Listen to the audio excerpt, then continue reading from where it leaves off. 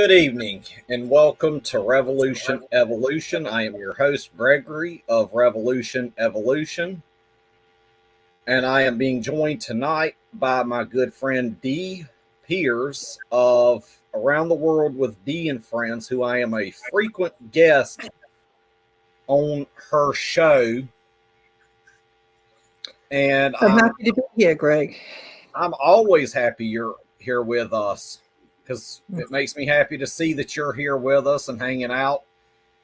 And in tonight's show, it's a continuation on the deadly heat waves and the Canadian wildfires, along with a few more discussions around the climate crisis that's literally on our doorsteps as we speak.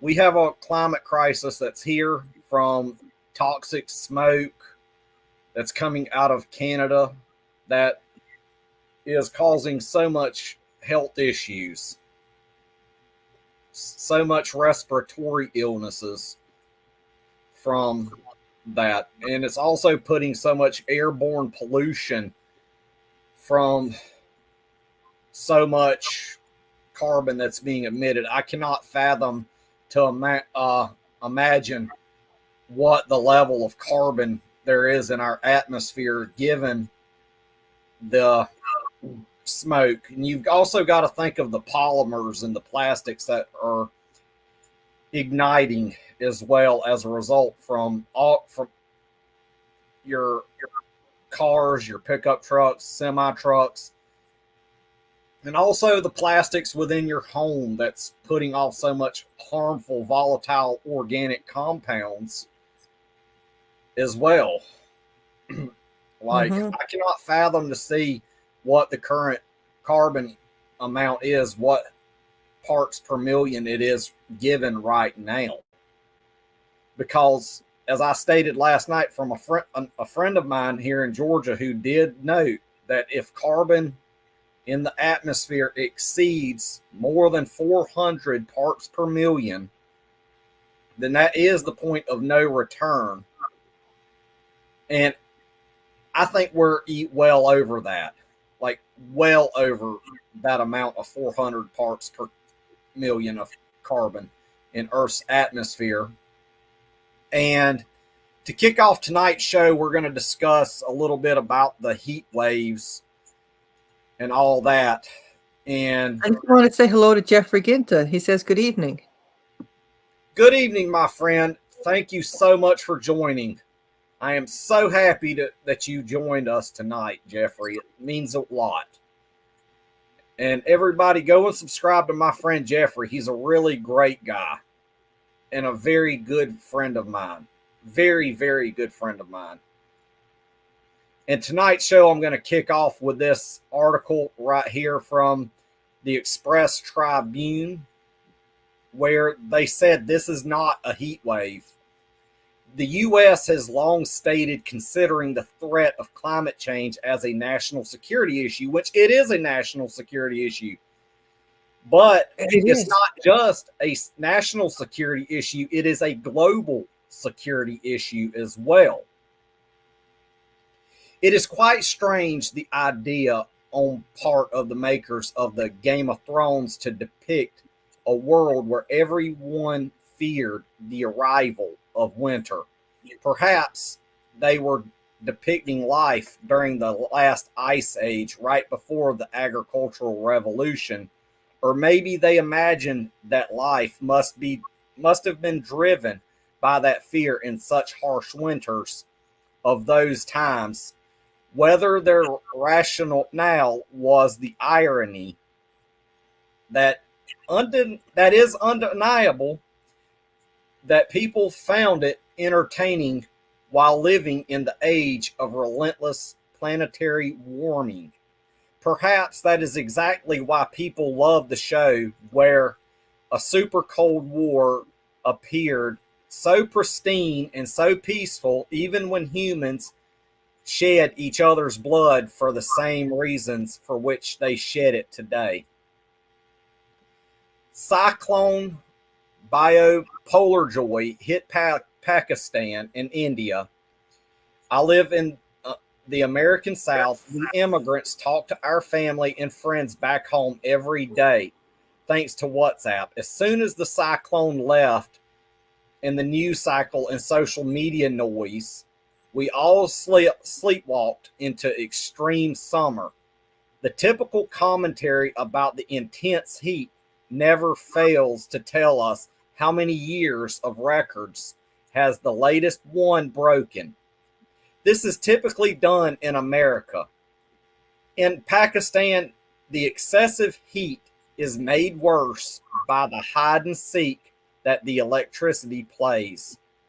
While that is touched upon, and some people may have seen videos of burning tires on the roads and gathering outside of offices in WAPDA. Here's what I almost never hear anymore about the talk in Pakistan. This heat wave is the result of climate change. Here's what I also do not hear. This is going to be our new normal. Like, I would hate for this to be our new normal, but I am afraid we haven't seen anything yet. I am definitely afraid this is just the tip of the iceberg. The U.S. has long stated considering the threat of climate change as a national security issue. Pakistan and India are some of the most vulnerable countries to the effects of climate change. Yet both countries only see themselves as their enemies. Pakistanis and Indians would die at each other's hands only if they survived starvation, migration from uninhabitable places, drowning, loss of income, and so forth. So if we are to make a realistic Game of Thrones, one of which is not based in some fantasy land, then the first episode of season 1 would rather be named Summer is Coming. Because to say winter is coming would not only be disingenuous, since the winters we have known are over, but also the arrival of winter is not seen as a threatening situation. People would take it to be good omen rather than the grim idea. I had a brief interaction with Michael Mann, the author of the forthcoming book, Our Fragile Moment. He explained to me that it is still possible to revisit those really cold winters from our childhood if carbon emissions stop. Because of zero carbon emissions and the cessation of surface warming, the lag between 0 and 3 years. But will we even start working on, let alone achieving zero carbon emissions, seem to have much longer lag than 0 to 3 years. And he's right. We are at a very fragile moment in our climate emergency. And why a climate emergency has not been declared yet, I have no unearthed reason why we have not seen a declaration of a climate emergency other than these vast sums of money that the Biden administration, along with Democrats and Republicans in both the House and Senate, take from fossil fuel money. Mm-hmm. And these are the exact industries that are fueling and igniting the climate crisis. And as we stated, they preach to their audience, they preach to their people climate denial. Mm-hmm. That we're all like a cult. Because there was a hashtag that said climate cult. I'm like, you people, they're a problem. They are very problematic. And yet they want to sit there and say that, oh, climate change is some sort of hoax, which it is not. It is not. Can't go outside and see that it's not? Just pay attention. And you can see it's not a hoax. Yeah, look around at how much fossil fuel money gets dumped into elections every 2 years and see who the major contributors of the climate crisis really are.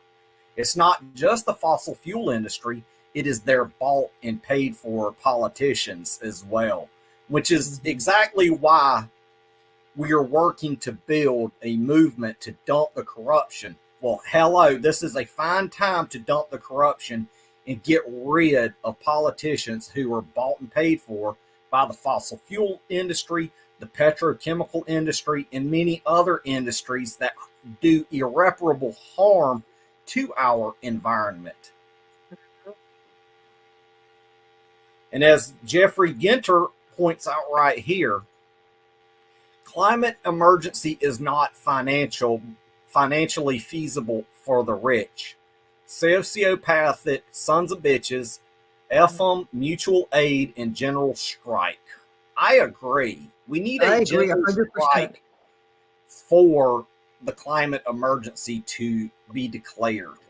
It's going to take a massive movement to do that, like the Yellow Vests, which they were supposed to do that, but they have been long been co-opted by big moneyed interest. Just like the Sierra Club, which is supposed to be a major organization for climate change, yet their top leadership structure endorsed Joe Biden, who is a climate terrorist. And I don't even think voting at this point is going to help. I think it's going to take a general strike, a wildcat general strike. Like Jeffrey Ginter also says here, vote, yes, it's a muscle that must be exercised. Vote for who's in the ballot. No, organize around electoral politics. F no, organize around policies. We need policy-driven movements. We need policy-driven movements to fuel the need for the fight against climate change. And as Jeffrey Ginter also points out, if we don't have a movement that is willing and able to force whomever is in office to do anything, then it doesn't really matter who is in office. And that's totally true. Totally, completely true. And that also brings me to the next article, which is what we've all been yelling about for some time now. And this is a very true article, and I found all these articles on the Environmental Coffee House page on Facebook. And this is actually very true right here. We're having, and this comes from Resilience, we're having a violent meltdown. And you see in the picture right there, that is from New York City. You see how hazy that is? This I've seen photos of what the U.S. was like before the Environmental Protection Agency was formed. This reminds me of what it looked like before the EPA was even formed. Several times in recent weeks, I've heard people suggest that Mother Nature has been speaking to us through the smoke endlessly drifting south from the still raging Canadian wildfires. She's saying that she wants the coal, oil, and gas left in the ground. But I fear her messages will have a little more influence on climate policy than her previous ones did. After all, we essentially hit the snooze button on the wake-up call from Hurricane Katrina 18 years ago. Ditto, the disastrous Hurricane Sandy 7 years later, as well as the East Coast heat waves and the West Coast wildfires of more recent years, or the startling overheating of global waters and the sea level rise that goes along with it. And that's just to begin an even longer list of horrors. I can't fathom what the list of horrors is going to be over the next coming years or decades. Like, we're going to see major climate refugees fleeing even some of our southern communities across the U.S. in the coming decades. Despite the fact that in recent weeks, more than 100 million North Americans have been inhaling lungfuls of smoke from those Canadian wildfires, we'll probably continue to ignore the pummeling so many here are enduring daily while carbon dioxide continues to accumulate overhead. Climate disasters are not only failing to goad governments into taking bold actions, but may be nudging societies toward increasing violence and cruelty. That's something else to fear. That's something else to fear, and it's a major fear that we should all be having. Recently, Joel Millward Hopkins of the University of Leeds suggested that as the climate emergency intensifies, we may only find ourselves even more affected by some of the indirect impacts of global warming. These would include the widening of socioeconomic inequalities within and between countries, increases in migration, and heightened risk of conflict. Such impacts, he suggests, will reflect a highly inconvenient overlap with the key drivers of the authoritarian populism that has proliferated in the 21st century. Inconvenient added. In other words, although weather disasters of many kinds can increase public concern about climate change, they can also help to whip up an oppressively violent sociopolitical climate that may prove ever more hostile to the very idea of reducing greenhouse gas emissions, especially in large, affluent, high-emission societies. That's scary. Really, really, really scary. And this next part's going to get even scarier, folks. I don't think we've seen a pandemic yet. You thought COVID-19 was bad. Wait until the viruses pop up from the permafrost thawing out in Canada, across Russia. Think about the viruses that's in the soil, even in Antarctica and other frigid places. We haven't seen nothing yet. We haven't really scraped the surface on what this climate emergency is going to do. We haven't. No, we haven't. People don't realize. They don't realize a lot of viruses have been dormant because the weather was cooler. Mm-hmm. Warm in the USA. Though not itself linked to climate change, the COVID-19 pandemic may have given us a preview of such developments.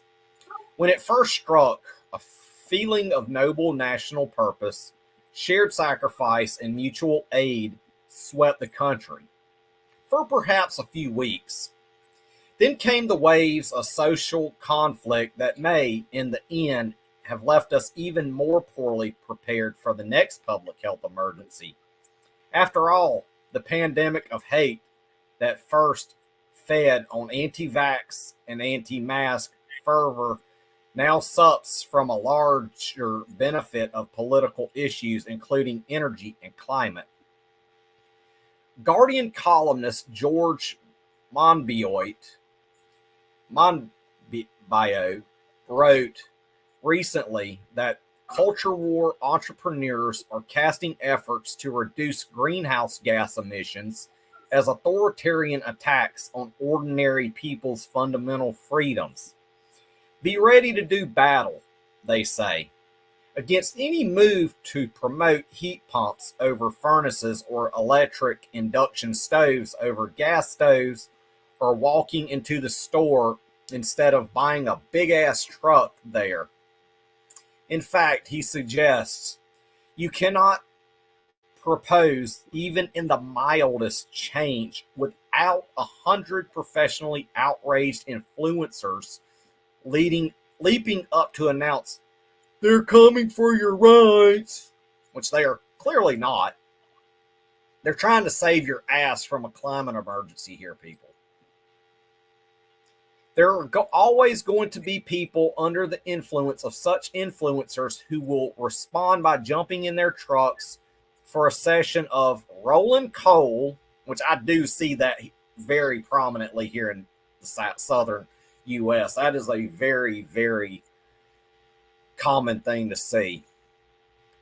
That is spewing toxic diesel fumes into the faces of pedestrians and cyclists.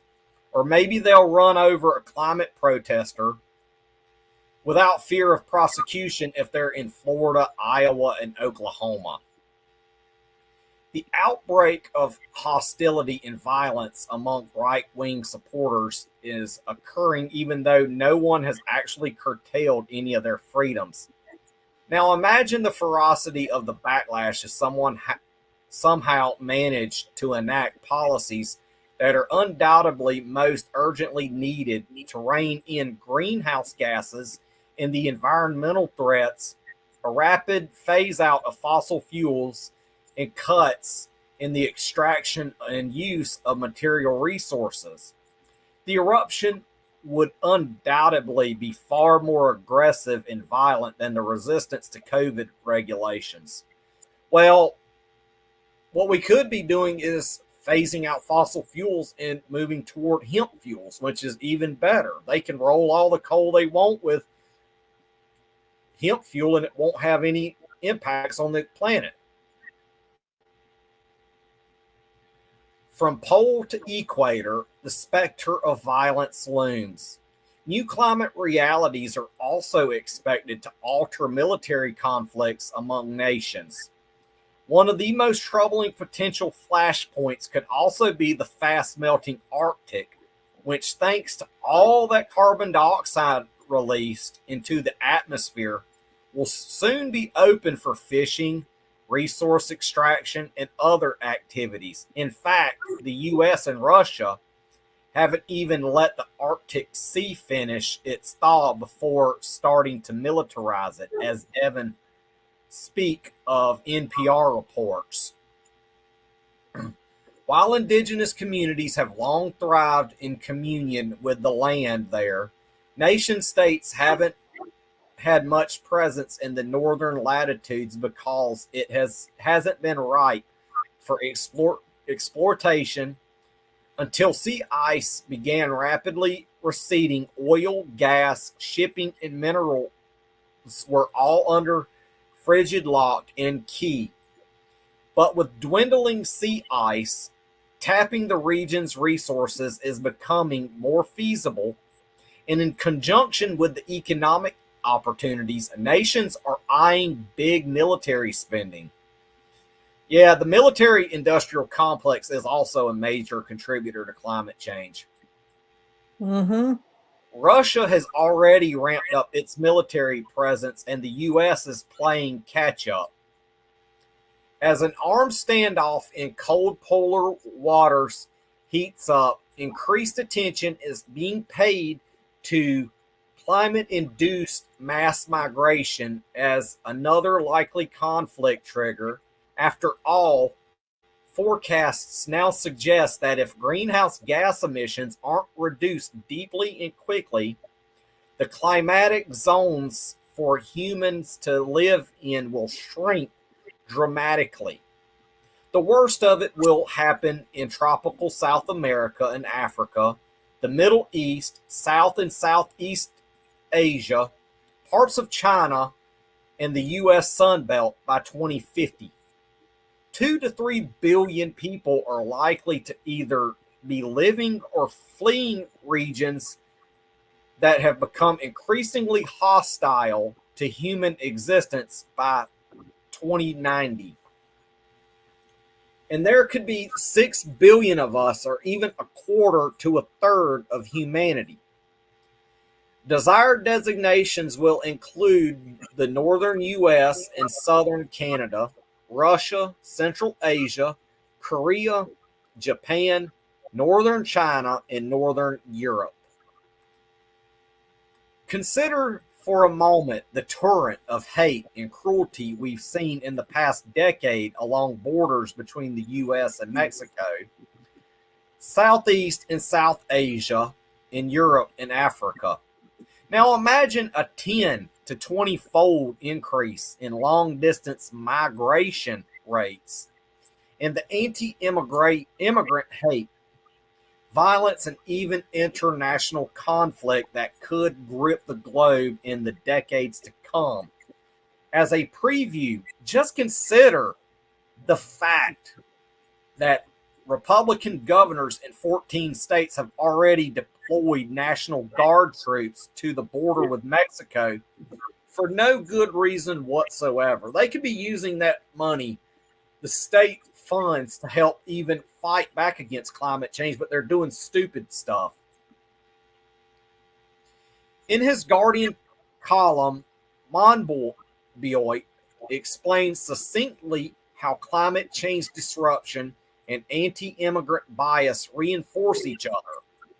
Round the circle terms, he writes, as millions are driven from their homes by climate disasters, the extreme right exploits their misery to extend its reach. As the extreme right gains power, climate programs are shut down, heating accelerates, and more people are driven from their homes. If we don't break this cycle soon, it will become the dominant story of our times. So we already see the racism and bigotry in the climate crisis right now unfolding. And I am sure right now in 2023, we've already got climate refugees fleeing their homes as we speak. But definitely we've seen that. But this is actually a really good article that explains all of this. Mm-hmm. I'll read a few more paragraphs. Climate change is likely to exacerbate violence within countries as well, simply by discombobulating us as individuals. A 2015 analysis of 57 nations found that each degree Celsius increase in annual temperatures is associated with a nearly 6% average increase in homicides. More recently, a review of research worldwide found that climate disruption can undermine peace by interfering with people's mental or psychological functioning and by threatening our quality of life. We actually do see that. Yes, we do. And it's very sad that we're seeing the mental and psychological decline amongst this. You would think that these people who say, oh, we should love our neighbor, is not welcoming more and more people as the climate emergency intensifies. Increasingly extreme heat will also push waves of human displacement within national borders, further fanning the flames of domestic conflict. An analysis by Abraham Lustgarten of ProPublica found that as the Earth's atmosphere warms, almost half of the U.S. population will likely experience a decline in the quality of their environment, namely more heat and less water. For 93 million of them, the changes could be particularly severe. Expect millions of us to move from the Sun Belt to perhaps the Great Lakes region and from rural to urban areas, which we're already seeing that right now. We're seeing a decline in the population in rural areas and people moving to more urban areas. Matthew Howard, a sociologist at Florida State and a modeler of climate migration, interviewed Lustgarten, predicts some especially hard times for Atlanta, my home state, right here, and that's the state capital of right here in Georgia. It's the largest metropolitan area in the Southeast, a region which climate models suggest droughts and wildfires will become far more common and severe as the decades pass. Like here a few decades ago, there was a major wildfire here in Georgia. It was like southeast of Savannah, Georgia, in a community called Waycross, Georgia, and it burned from there all the way to the Okefenokee Swamp before they got it contained. Where was I? He projects that hundreds of thousands of local climate refugees will migrate from the outlying areas into an urban area already experiencing overburdened water systems and a shaky infrastructure, along with the highest income inequality amongst large U.S. cities. All of that, writes Lustgarten, could make the future Atlanta a virtual tinderbox for social conflict. Mm-hmm. There's already a tinderbox going on in Atlanta, which we will cover in a future show. Such conflict could well include the kind of state violence and oppression that's increasingly unleashed on people and groups who are determined to protest against the systems that create the climate chaos. Environmental devastation and injustice. Indeed, in Atlanta, that violence is already a reality. This winter and spring, city police shot and killed an activist and arrested 40 more for non-violently occupying the city's largest urban forest. And I have seen this. The two U.S. senators from here in Georgia, Raphael Warnock, the first black U.S. senator for the state of Georgia, along with John Ossoff, the youngest member in the Senate, haven't even raised any concerns. They were part of a broad effort by people in low-income neighborhoods bordering the forest, environmental organizations, and racial justice groups head off the construction of a tactical training center for the Atlanta Police Department that would occupy and devastate 85 of that woodland's 150 acres. The coalition aims to prevent deforestation, preserve the quality of life for nearby neighborhoods, and halt the expenditure of a $90 million cop city that would hone the skills of cops who have demonstrated their willingness to kill unarmed black men and women. They were trained by the Israeli Defense Force. IDF. Yeah, that came over here and was training them.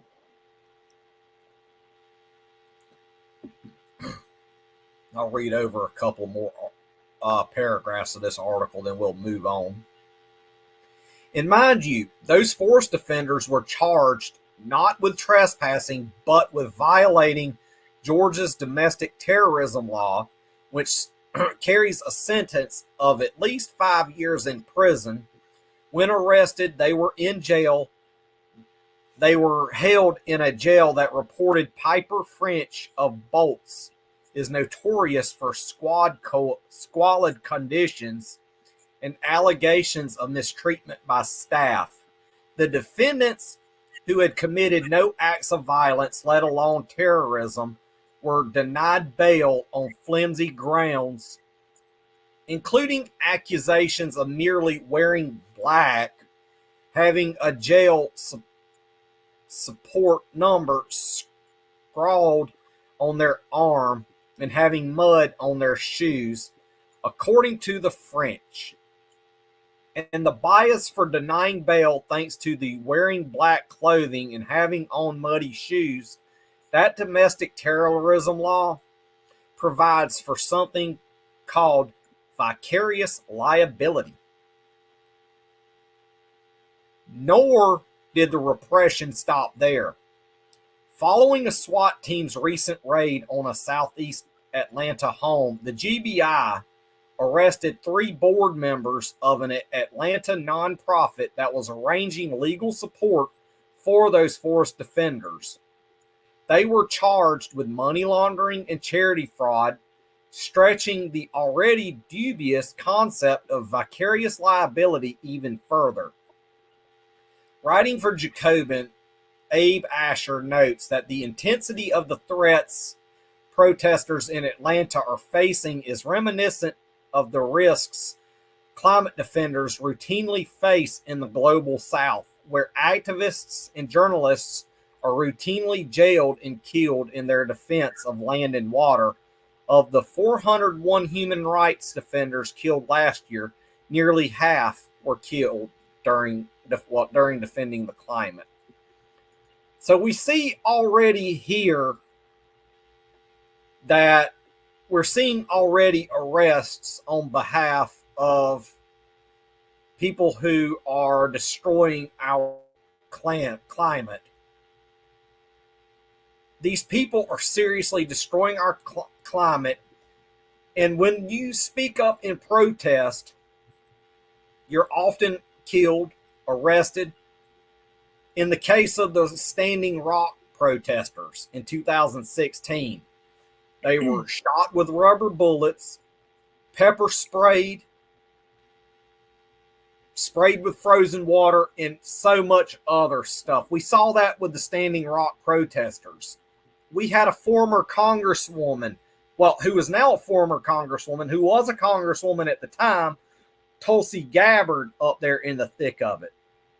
She was even fired upon. And she is an active member of the U.S. military and was an active member of the U.S. Congress at the time.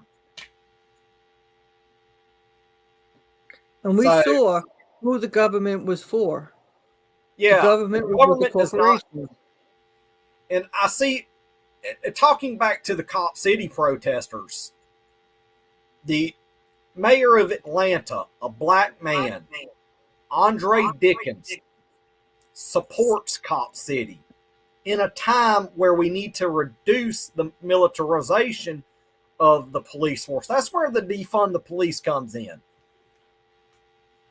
And we're going to continue seeing more climate protesters get arrested.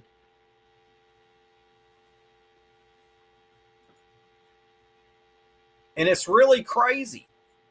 Mm-hmm. It's really crazy how we're seeing so many climate emergencies and we're seeing people get arrested for speaking out or even going to a protest. And that tells you who they work for. It is not we the people. They're not protecting and serving us. They're only serving their fossil fuel donors. Exactly. That's why it really angered a lot of people, the way Barack Obama handled the situation. Exactly. If it was a Republican, then everybody would say, oh, you have to get a Democrat in there. They'll do something. Well, we've had Democrats. Yeah, look at what happened before the midterm election. They got in office on the premise of we're going to save the climate. We're going to reduce the number of oil and gas drilling sites. And every single one of their campaign promises to tackle the climate crisis has been broken thus far.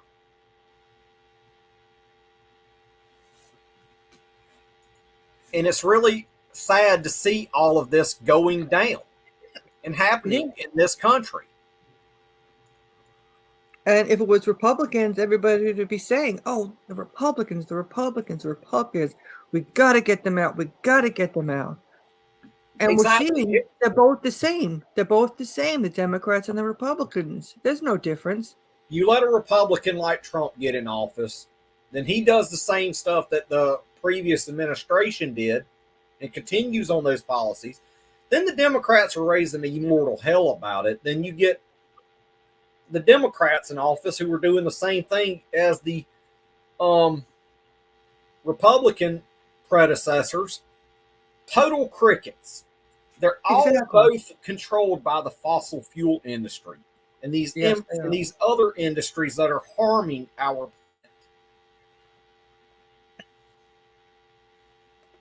Like, and this is why we need to have a movement to dump these corrupt politicians and make them toxic to the very people that they are sworn to protect and serve and all that. They have an obligation to either work for us or get out. that's the truth. And we're also going to move on to the wildfires in Canada. And this is a really good article. And thank you, Sandy from Environmental Coffee House, for joining us. I got these articles from the Environmental Coffee House Facebook page. And thank you so much for providing really good articles for me to share. That means a lot. And this article here is from Fortune. And why smoky skies are abnormal and wildfire is a dated term. They're part of life in the climate change era. It was a smell that invoked a memory, both for Emily I'm not even going to pronounce that, North Carolina, and Ryan Bomba in Chicago. It was smoke from wildfires, the odor of an increasingly hot and occasionally on fire world. Kuschelbauer had flashbacks to the surprise of soot coating her car 3 years ago when she was a recent college graduate in San Diego. Bomba had deja vu from San Francisco, where the air was so thick with smoke, people had to mask up. They figured they left wildfire worries behind in California, but a Canada that's burning from sea to warming sea brought one of those visceral effects of climate change home to places once seemed immune. There really isn't no place that's immune to the climate crisis. Nowhere is safe during a climate emergency. Nowhere. Nobody is safe from the climate emergency. Nobody. It's been a very apocalyptic feeling because in California, the dialogue like, oh, it's normal. This is just what happens on the West Coast, but it's very much not normal here, Kuchelbauer said. As Earth's climate continues to change, from heat-trapping gases spewed into the air, ever fewer people are out of touch from the billowing and deadly fingers of wildfire smoke, scientists said. Already, wildfires are consuming 3 times more of the US and Canada each year than in the 1980s, and studies predict fire and smoke to worsen. And you also had to take into consideration we're probably going to see wildfires break out on July the 4th because of extreme drought. So go ahead and prepare for new. While many people exposed to bad air may be asking themselves, if this is a new normal, several scientists told the Associated Press they specifically reject any such idea because the phrases make it sound like the world has changed to a new and steady pattern of extreme events. Is this a new normal? No, it's a new abnormal, University of Pennsylvania climate scientist Michael Mann said. It continues to get worse. If we continue to warm the planet, we don't settle into some new state. It's an ever-moving baseline of worse and worse. It's so bad that perhaps the term wildfire also seems to be rethought, suggested Woodwall Climate Research Center senior scientist Jennifer Francis. We really can't call them wildfires anymore, Francis said. To some extent, they're just not. They're not wild. They're not natural anymore. We are just making them more likely. We're making them more intense. Some scientists told the AP that the problem of smoke and wildfires will progressively worsen until the world significantly reduces greenhouse gas emissions, which has not happened despite years of international negotiations and lofty goals. Fires in North America are generally getting worse, burning more land. Even before July, traditionally the busiest fire month for the country, Canada has set a record for the most area burned, 31,432 square miles, or in the metric term, 81,409 square kilometers, which is nearly higher than the old record. Think about that much land on fire that has been consumed and all of that that's been burned. Like, that's millions of acres right there burned to a complete char. Not to mention all of the volatile organic compounds that comes as a result of that.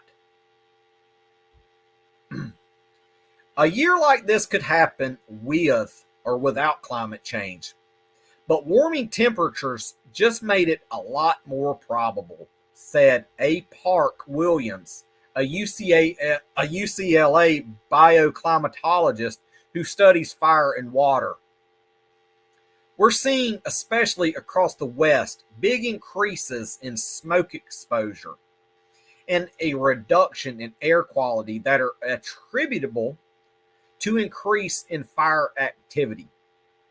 Numerous studies have linked climate change to increases in North American fires because global warming is increasing extreme weather, especially drought and mostly in the West.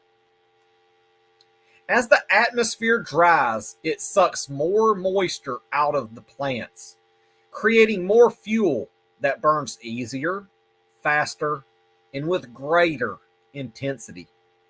Then you add more lightning strikes from more storms, some of which are dry lightning strikes, said Canadian fire scientist Mike Flanagan at Thompson Rivers University in British Columbia.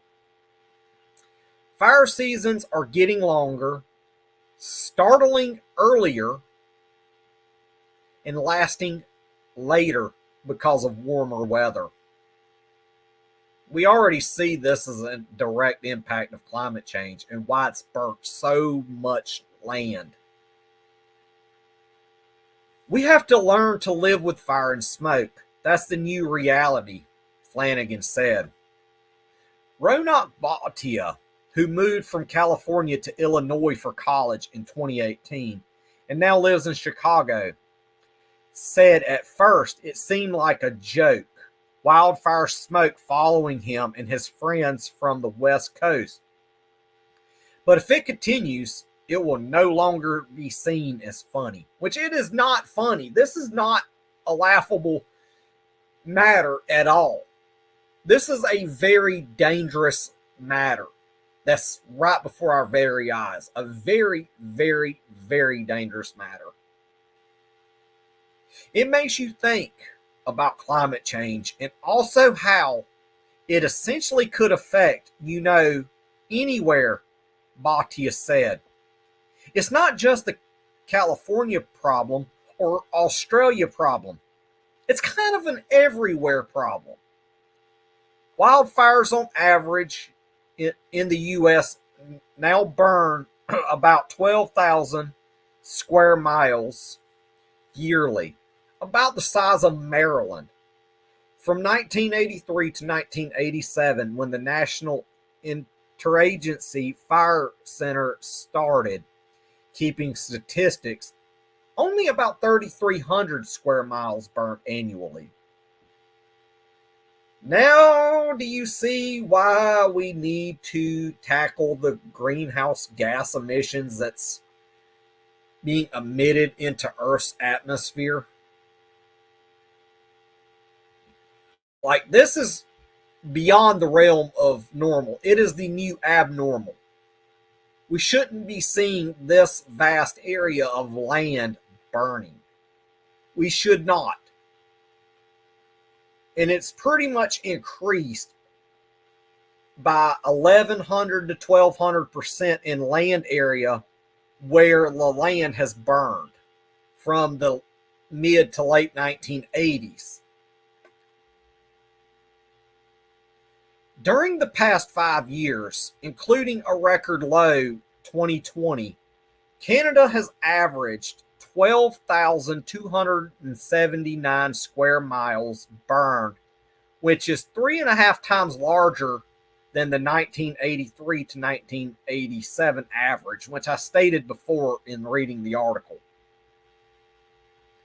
These types of fires seen this year in Western Canada are in amounts scientists and computer models predicted for the 2030s and 2040s. In Eastern Canada, where it rains more often, wasn't supposed to see occasional fire years like this until the mid-21st century, Flanagan said. If the Canadian East is burning, that means eventually and probably sooner than researchers thought, Eastern U.S. states will also, Flanagan said. He and Williams pointed to devastating wildfires in Gatlinburg that killed 14 people in 2016 during a brief drought in the East. Yeah, and this is just crazy how much worse the climate crisis is getting. We're experiencing stuff now that should have been expected for the 2030s, 2040s, on into the 2050s. We shouldn't be seeing this right now. We should not be seeing it. And why we're seeing it? It's a result of the fossil fuel industry that is lighting a carbon time bomb of epic proportions that we have not seen yet. And it's scary to think about. It's very scary to think about how much worse is the climate crisis going to get. And they don't care about the loss of life. Yeah, and as we see earlier, 14 people in Tennessee died. Yes, and it's going to get worse. I just think we don't even have health care for everyone. No, we do not. Like, and we're also seeing the ice, the polar ice, melting even more rapidly than models suggested as well. So I think we're going to have, I know there's been reports of sea level rise taking place after 2100. I think it's going to be much earlier. I think it's going to be, if what I'm guessing is correct, and this is just me throwing out a guess, not an actual number, I would say it's going to be much earlier. I think it's going to be in the 2070s when we see that rap taking place if we don't take action now and start declaring climate emergencies.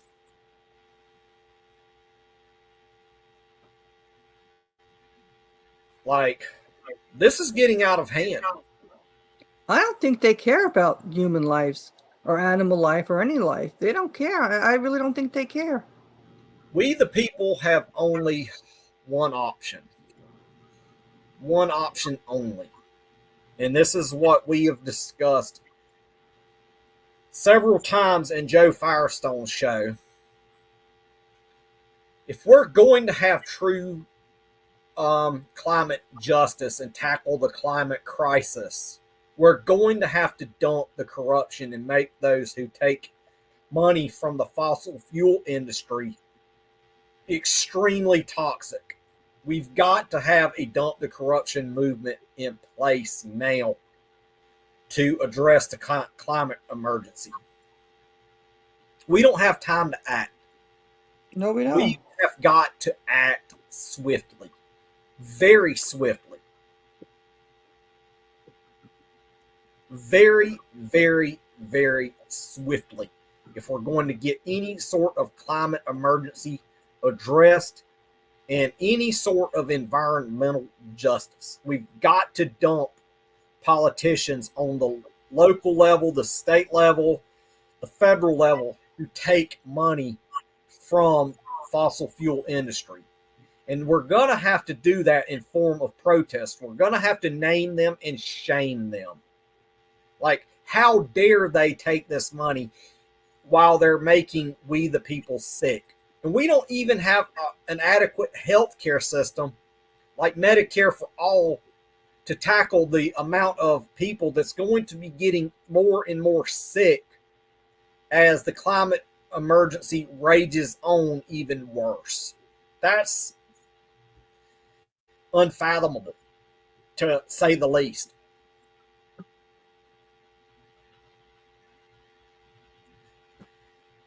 Whew. America burned much more in the past, but that's because people didn't try to stop fires and they were less of a threat. The West used to have larger and regular fires until the mid-19th century, with more land settlement and the U.S. government trying to douse every fire after the great 1910 Yellowstone fire, Williams said. Since about the 1950s, America pretty much got wildfires down to a minimum, but that hasn't been the case since about 2000. We thought we had it under control, but we don't, Williams said. The climate changed so much that we lost control of it. The warmer the Arctic gets and the more snow and ice melt there, the Arctic is warming 3 times faster than the rest of the Earth. The differences in the summer between Arctic and mid-latitudes get smaller. That allows the jet stream of air high above the ground to meander and get stuck, prolonging bouts of bad weather. Mann and Francis also noted. Other scientists say that they are waiting for more evidence on the impact bouts of stuck weather.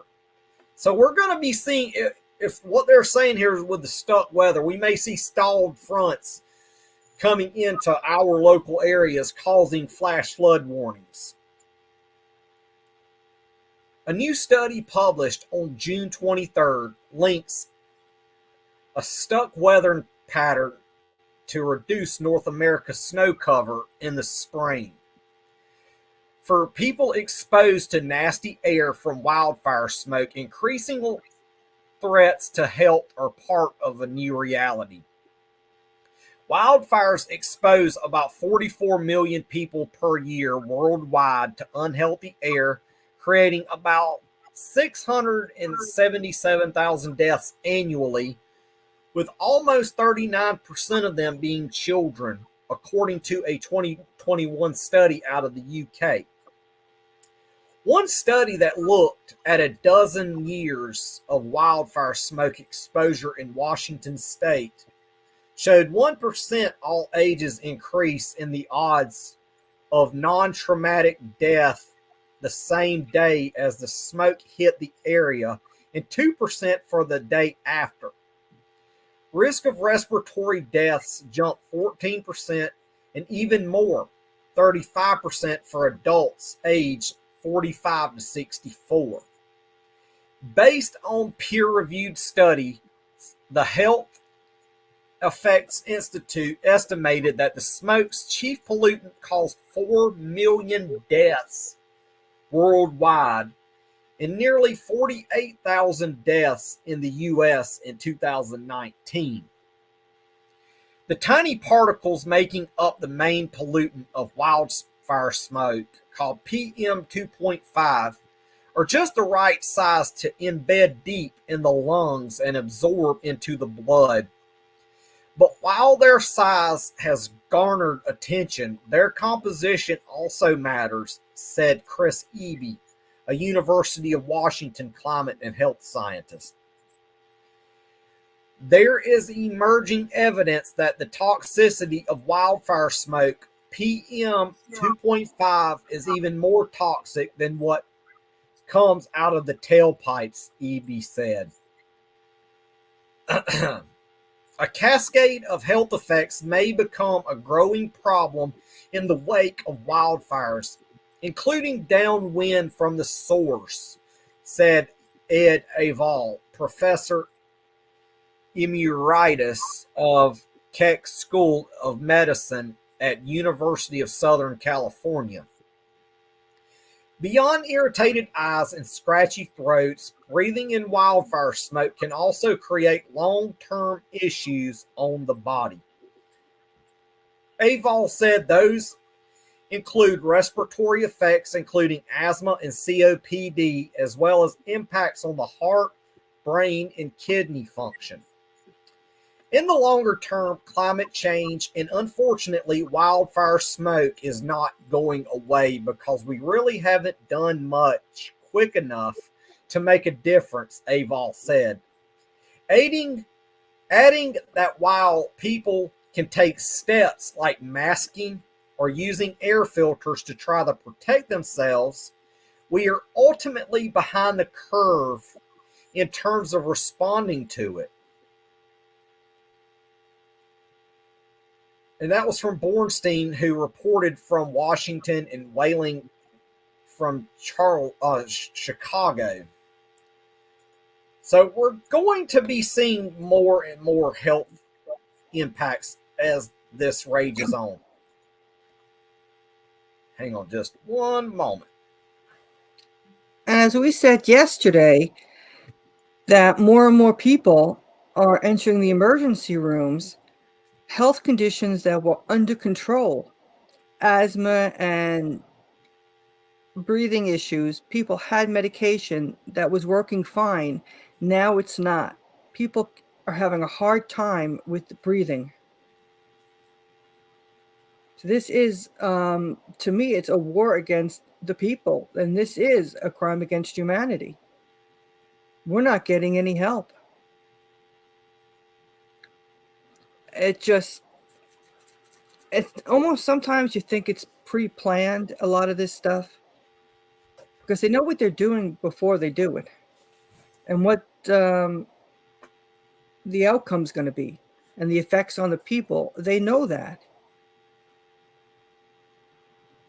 And we've seen this over and over again, that it just seems that this is kind of like a war against the people, and they're just trying to get rid of as many people. And that's what you were saying in last night's program as well, that this is a war being waged against the people.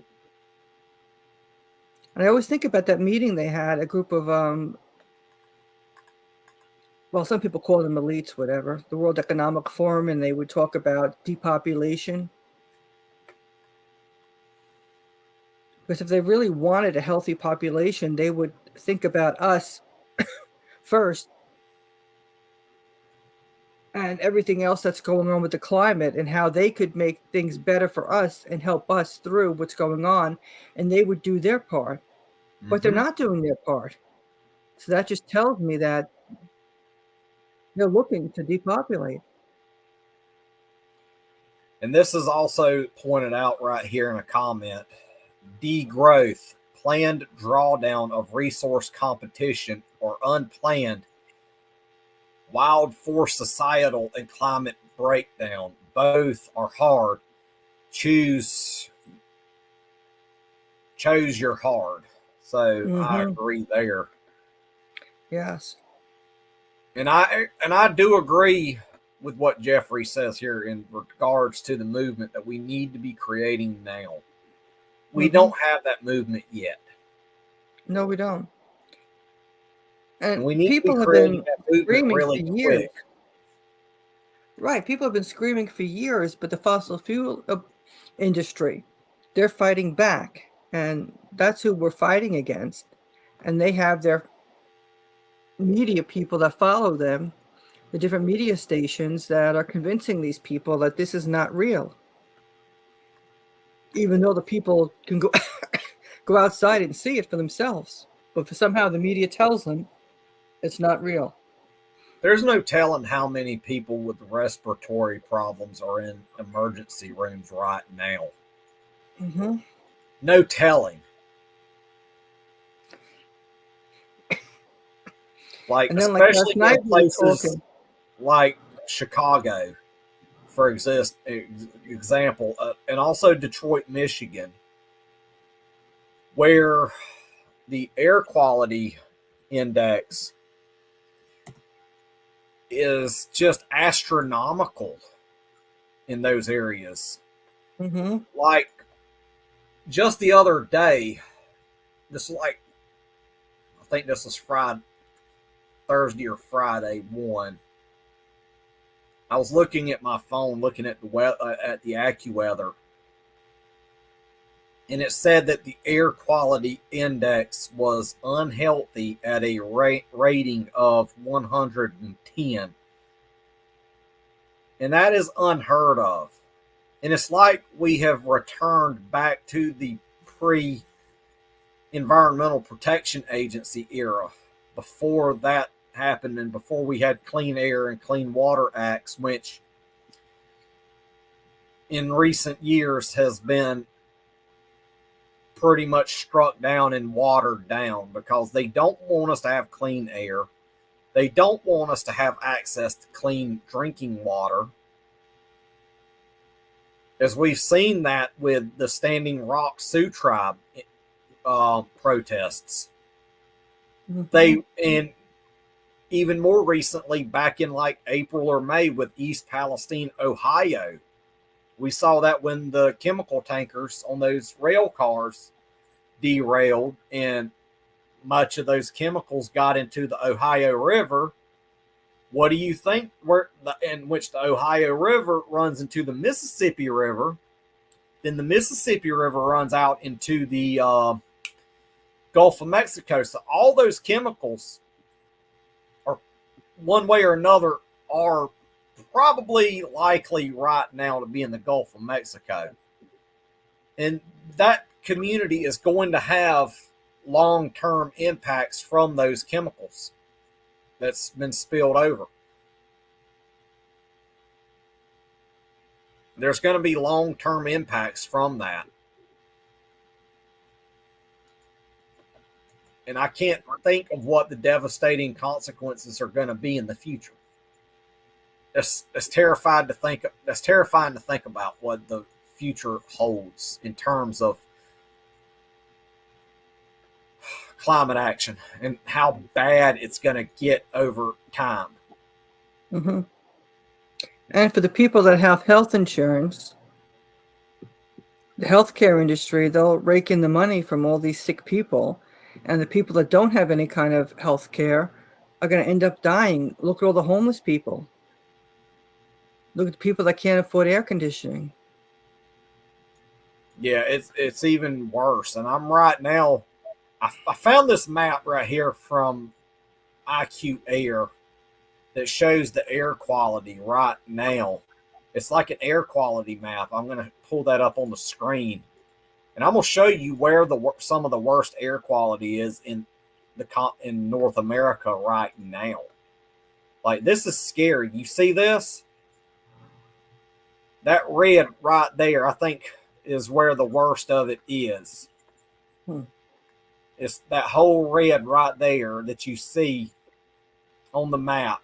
And is what you could tell even in Santiago, Chile, down in South America, they have a 154 air quality index rating right now. And you can also see Delhi in India. It's even bad.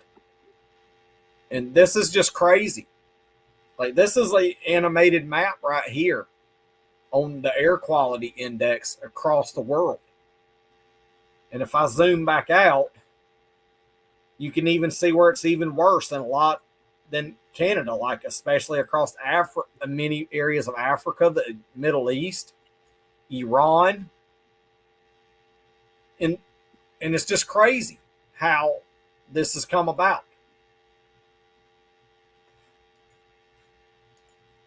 How we're seeing right now in a time where we should have been reducing our carbon footprint in 2000, as early as 2004 or 2008 is when we should have been reducing our carbon footprint.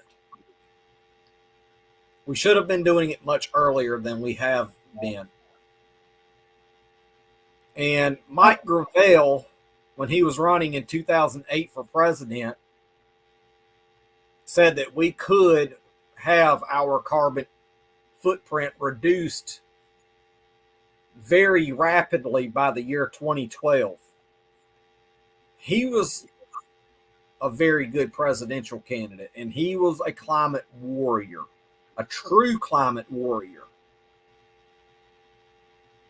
And he said that we should be addressing the climate crisis then.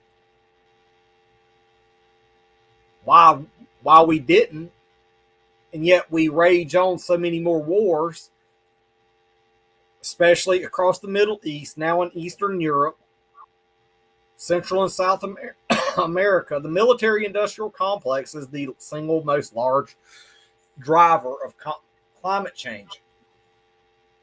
And right now, with these wildfires happening, we can be deploying troops up to Canada to help fight them fires.